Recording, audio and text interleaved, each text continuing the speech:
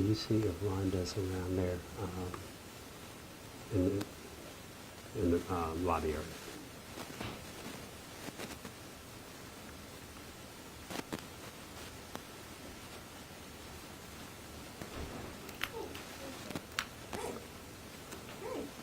Hey. I think there's one more in the parking lot. Okay.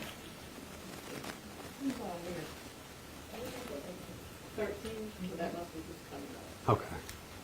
If I sit over here, a lot out of y'all's view. Okay. You want water or anything? Yeah, I'll I'm believe good. She got you. Anybody else need water? Tequila? Tequila would be nice. Yeah. Only 5 minutes before only 5 minutes before the last shot. What's up, Yeah. Jamie? Jamie and I used to work at Fox together. I was at the ABA conference. They had their annual conference at Ross Bridge last week and inducted Janet Hall into the Hall of Fame, you know. Thank you. Is anyone else? Yeah, I saw that. Yeah, but the person who was doing the introduction just said that she had to do a couple of shots of tequila to get up there. That's what made me think about that. It was Angie. It was Angie. Angie, yeah. Angie doesn't like to be in front But of they people. said she did so good. She did a great job. She does not like to be in front of people. She's a producer. I was I was wondering if I wasn't She likes to be Angie I know is Yeah. like open. Angie Barley. Yeah, Yes. and yeah, I was her camp counselor years ago, back when she was in high school. Camp Anytown. I might have to message her. Oh I yeah, didn't know she was I was. a I mean, not that much older. Yeah, but I am. Yeah. That's crazy. She's good, Okay. folks. She's good people. Take your time. Let's see. All right, so Maddie's here. Yep. And Bria's All here. right, fine, man. How you? I'm hanging in there. Good. We'll put on this thing. So Check. we're You got any good. pockets I'm left? here. Yeah, 2 on each side.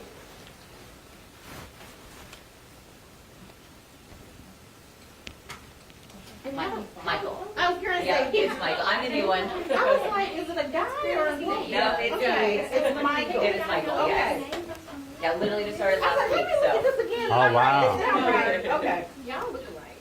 Oh, God. Welcome to the city. Thank you so Not my much. dad, you probably say look like my dad. But Really? Yeah, okay. Y'all let us know when y'all are set up, and we're ready to go. NBC, you good? Yep. All right. All right, and I'll just make a few statements and then let you guys ask whatever questions you may have. Okay. You ready? Okay. We filed the wrongful death lawsuit on behalf of 3-year-old KJ Starks Jr.'s estate in the Circuit Court of Jefferson County, and we are presently waiting for DHR and the other defendants to file an answer. Those answers will be due within 30 days from the time that they've been served, which now all defendants have been served with a copy of the summons and a copy of the complaint. Currently in Alabama right now, there are approximately 6,000 children who are in foster care, as KJ was. The 6,000 children, they're also in state custody, in the custody of DHR. And what happened to KJ, we want to make sure that this never, ever happens again to another child in this state. And so this lawsuit is asking for punitive damages. We filed it with the court asking for punitive damages against these defendants to deter this type of conduct from ever happening again. What other questions you have? At this point, has there been any communication from DHR or Covenant Services to you or the family? And again, that's the reason why we've waited to file the lawsuit in court. After this tragedy happened, a letter was sent to Covenant Services. A letter was sent also to DHR's head office in Montgomery, and we never got a response back from either. And so the community, as well as his family, they've been mourning the death of KJ, and not just his death, but how he died, how tragic of a death that the baby had to suffer. And we want answers. The family deserves answers. The community deserves answers. And then, like I said, all of the other children who are in foster care as well, we want to make sure that whatever went wrong here, that we can identify that problem to ensure this never happens again. But by filing the lawsuit, this starts the process. Now they have to answer. Once we file the lawsuit in court, now by law they have to file an answer, and we're awaiting that response. Can you talk about the 7 other individuals that you named personally in this lawsuit? And why they were specifically named as well? Yeah, and so all of the workers who were assigned to work at DHR, the Alabama Department of Human Resources, the Jefferson County Department of Human Resources, and the Bessemer Department, where KJ, his case was pending, from the worker who was on the front line all the way up to the director. We've named all of those individuals, and there may be more. I mean, there may be more people that need to be added to this lawsuit once we get into our own discovery and the investigation to find out every person who was responsible for that baby's safety, his welfare, his well-being. We want to make sure that they're included as well. There was a contract, as we know, that DHR filed with Covenant Services, Inc. Covenant Services, Inc. then is the company that is transporting KJ from his daycare to his visits with his parents and back to daycare. That's what was supposed to happen. That didn't happen. These workers all had one job, which was to protect KJ from abuse and neglect. That is their job, to protect him from abuse and neglect. These workers did the exact opposite. They caused his abuse and neglect and ultimately his death. And so that's what this lawsuit's about. Do you know if you're still using Covenant Services? To our knowledge, and this is what's so shocking, we understand that DHR is still contracted with this Covenant Services. The worker was immediately terminated, Keela Stanford, after it was identified that she had left KJ in the car for more than 5 hours, parked in her car in her driveway. From the Bessemer DHR office to his daycare on one side of town to her personal home that was on the other side of Birmingham.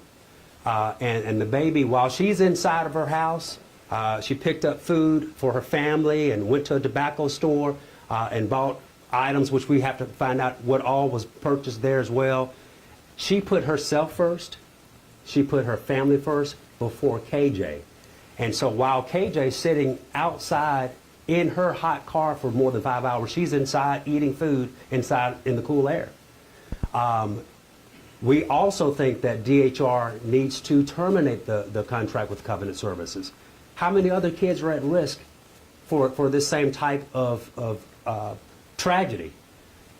We're thankful to Governor Ivey. She came out and she was correct, and she said that the conduct of these workers was gross neglect. She called it gross neglect, and it is.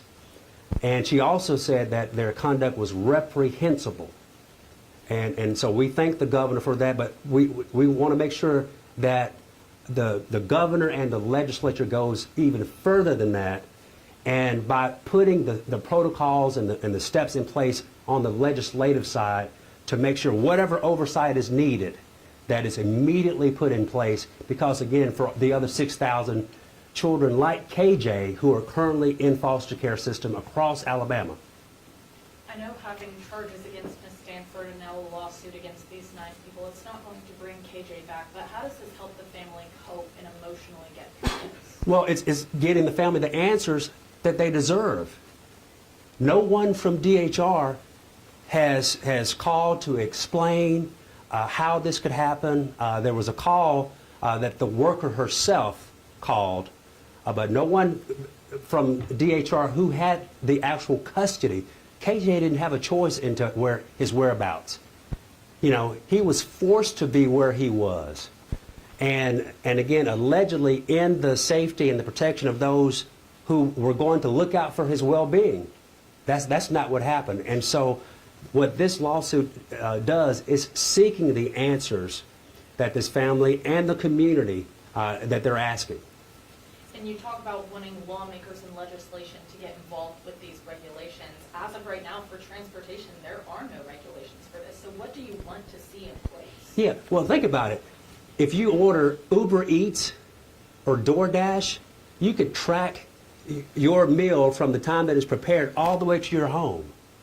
Or if a child gets into an Uber, I mean, the technology there, this is not rocket science. You know, to know where these children are every step of the way, if you are the ones that are responsible for their custody. And so with DHR, none of these workers, none of the people who are involved in this lawsuit ever inquired where KJ was. Was he okay? They had no idea. Even the worker who had picked him up from daycare just hours beforehand, you know, said that she had no idea until she received a call after 5:30 in the evening asking, where's KJ? Why was he not brought back to the daycare? It was at that point in time, she said that she realized that she had left KJ in the car for multiple hours.